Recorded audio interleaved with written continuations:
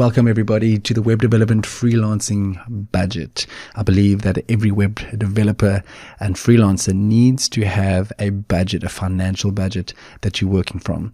They say that most companies actually fail. A lot of companies fail, especially startups, because they don't have their finger on their finances. So this is exactly why we created this, to help you succeed in your business. So let's jump right in. As you can see, I've done this on Excel. I actually broke it up into 4 different sheets. You've got the basic, the detailed, the basic graph, and the detailed graph. Starting off at the basic, that's pretty much what it says. It's the basic budget. It's everything you need, actually, to be honest with you, without going into too much detail.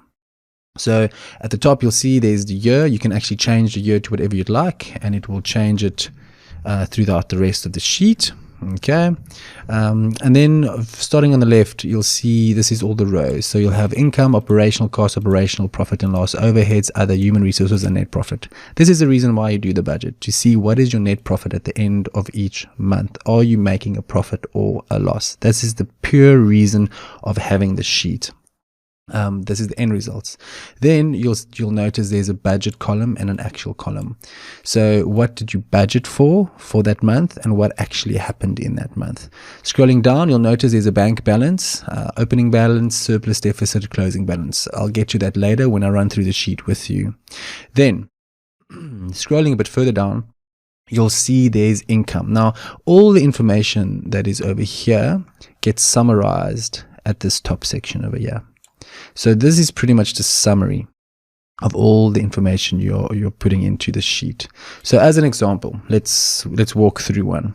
So let's say you have a once-off income coming into this month. Like you've got a client, you just sold them a website package, and you're going to do it for them, and you've charged them, for argument's sake, I'm going to use these figures or just for example purposes. This is not the real figures. You can put in anything you'd like here.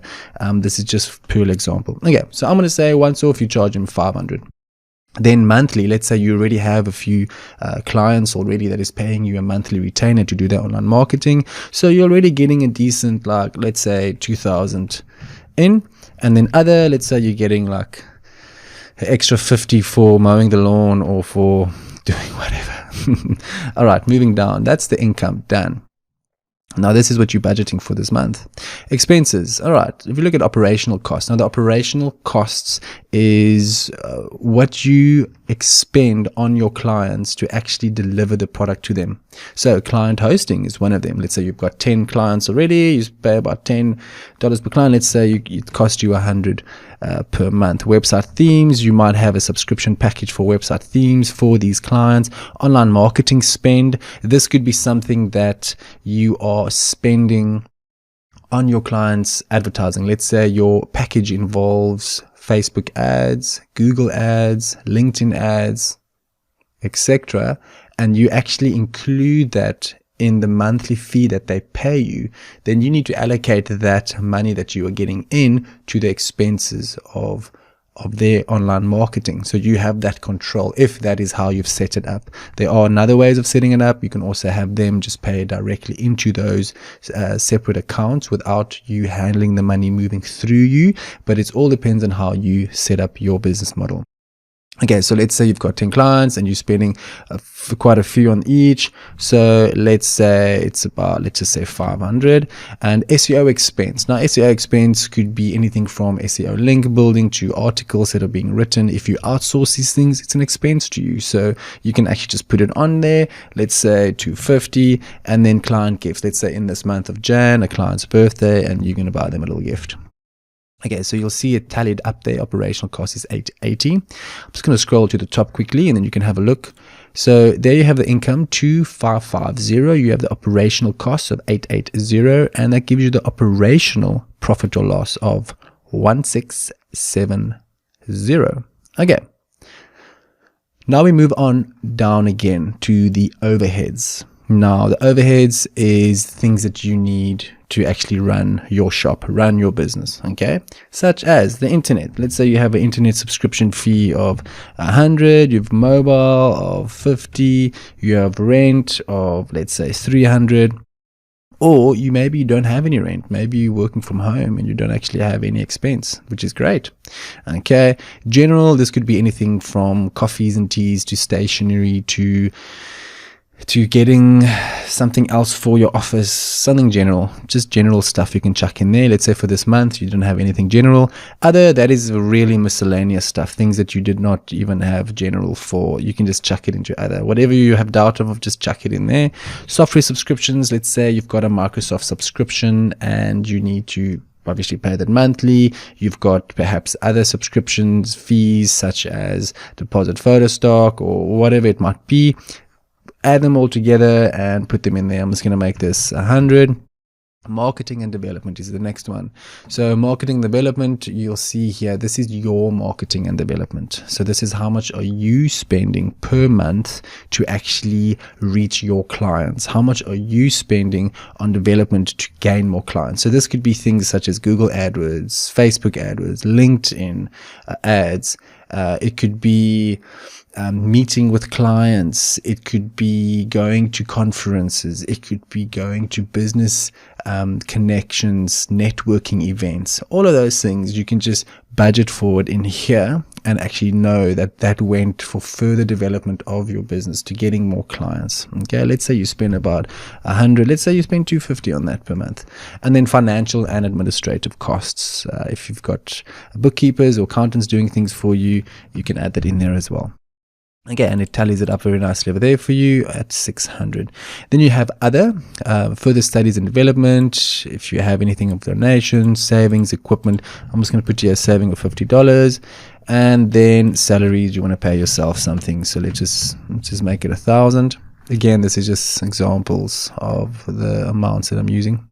Okay, so I've scrolled back to the top and I can see here in our summary, our net profit and loss, we're ending up with $20. Okay, this is not bad. This means after you've got all your expenses, you've serviced your clients and you've pulled your salary, you're making a profit, which is great. Okay, so this is the budget side of things. So this you can duplicate further month for month for month, and you should actually work this out prior. So you should sit down and say, okay, if I get one extra client every month, that means I'm gonna get another 500 there, and he stays on for monthly as a monthly retainer, which means I'm gonna get another two. Let's say you ask a monthly retainer of 300, so 300. And then you add it in and you add it to your budget as such, so that you know your income is increasing and at the same time your expenses might increase as well, because now your client hosting is not going to be 100 anymore. You've got an extra client whom you're hosting if you have to, if they don't have another person already doing it for them. And then you'll add to that. Let's say it's 110 now. Okay, so you guys are catching my drift. This is the reason for the budget.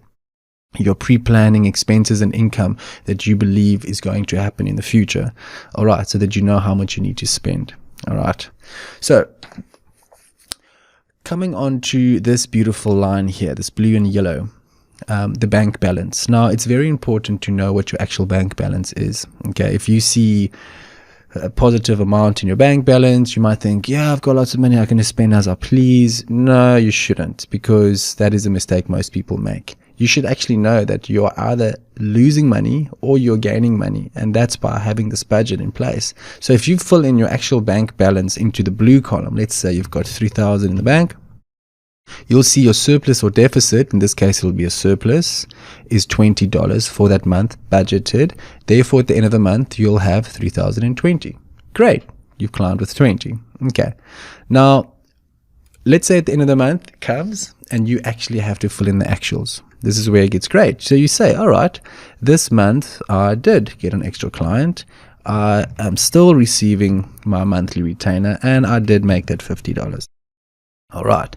When it comes to client hosting, it's like, yes, it did cost me that. Website themes 20, online marketing spend 500, SEO expense. It was all of this. It cost me exactly how I budgeted. It was the expense I went on, which is great. If that's the case, fantastic. If it's less, even better when it comes to the expenses. If it's more on the income, oh, you're doing good. All right, overheads, internet. Yeah, internet was 100. Mobile, oh, I called my girlfriend a little bit more this month, so my mobile phone went up a bit, so let's make it 80. Rent, general, I went for a few coffees that I didn't budget for, and what. Software subscriptions, yep, that's what's going on. 250, and financial. the financials. Some of these expenses won't change much. What you budgeted for, because you know that is the actual expense for it, will happen like that. Okay, savings. You didn't save anything this month. Try stick to the budget though. If you do, did put it down there, try and practice self-control and actually do that. And then salaries, you paid yourself 1,000. Scrolling to the top, you'll notice here that a net profit or loss. So I've actually made a loss now of 60.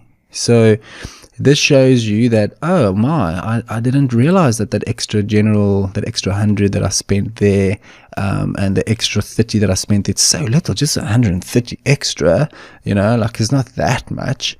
But actually it pushed me into a negative this month. So this gives you the clear picture of what's actually happening. Then if you come back to the bank balance, you'll see the opening balance of 3,000. That was for the budgeted column. If you look at the actual column now you fill in the actual opening bank balance. Let's say it was 3,000. Now you'll see your actual closing bank balance is 2,940. Excuse me, let me just switch this off quickly. There we go. All right, so 2,940. All right. I'm going to stop there and I'm going to take you through to the basic graph. Okay, the basic graph. It's just busy calculating. There. Now you can see your projected bank balance and your actual bank balance. Those are the lines over here. The black line is your projected bank balance, and the red is your actual bank balance, 2,940. All right. Then if you have a look at the bottom, you'll see the budgeted profit and loss and the actual profit and loss. The yellow, actual profit and loss, you made a loss of 60, and your budgeted profit and loss is also there. Let me just have a look here, of 20. Okay. Because it's so close together, it doesn't show. However, because I filled some budget in here, I only filled in the income parts and a little bit of the expense part. You'll see here it says 2,690 net profit and loss. That now shows over there as 2,690. But bearing in mind, you've not yet filled in your overheads and any of the other expenses.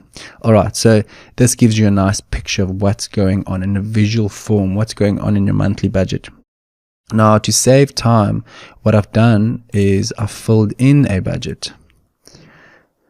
And this is what it looks like. Okay, I've actually forecasted my budgeting for the next year up until December. You can continue. It's spaced for 5 years. I've done this one up until December. If I show you the graph, you'll notice the black line, which is a projected bank balance. It increases gradually as you gain more clients, once off and monthly. It increases, which is fantastic. All right, your actual bank balance this time around, I did it for 3 months. So there you'll see 3130, 3310, 3840. So your actual bank balance is also actually climbing, which is great. Moving down to the bottom of the graph, you'll see budgeted profit and loss and actual profit and loss. So your actual profit and loss is 330 to 9530. Your budgeted profit and loss over here, you'll see negative 540. You actually budgeted to make a loss there. It might have been a reason that you have. Okay, so you'll also see it looks almost like a wave, the budgeted one going forward. Hopefully it's a 6-foot barrel. Anyways, so there you have it. Now you get to see your detail in a visual format to see if you're actually on par or if you're falling behind. All right, moving back to the basic, just to give you some intel on these numbers. I actually increased the salary part gradually as you progressed and as you started gaining more clients. Your income once off and your monthly also started increasing more and more and more, which is great, which is what you want. At the same time, your expenses also increased. So this is something that you guys really, really need to consider using. It'll give you a great visual as to what is going on in your finances and how much are you actually spending on generating more money and making more money and getting more clients in, and where are you wasting, where could you cut down on certain expenses that you don't really need. So yeah, this will really help you. Then I'm just going to take you to the detailed one quickly. And that is exactly what it says. But in essence, it's exactly the same as the basic one. It's just got a whole lot more rows. So for example, income, once-off website creation, once-off account setup and other, monthly full package, monthly website maintenance only, monthly SEO management. So it just breaks up the income into different facets. Okay, this is if you would like that, to know where you're getting most of your money in, or if you're budgeting precise down to the T, you can use this one. There's nothing wrong with it.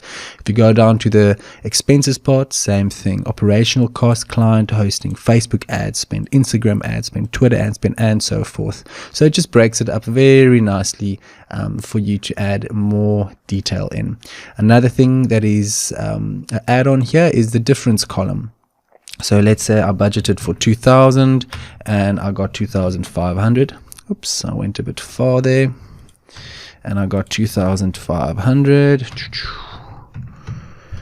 Then I've got 500 difference, an increase of 500. Okay, so that's another column that you have there to help you to just manage the things. But the bank balance works exactly the same. So that's it. If you guys have any questions on how to use this, please drop me a line and I will explain it to you guys in perhaps more videos. I think that might be the best way. And then we'll take it from there. I hope you guys really use this, and I hope you can benefit from it to know what is going on in your finances, and also to encourage you to get more sales, to encourage you to use your money effectively to draw in those clients and to up your game, up your salary. So yeah, all the best, guys.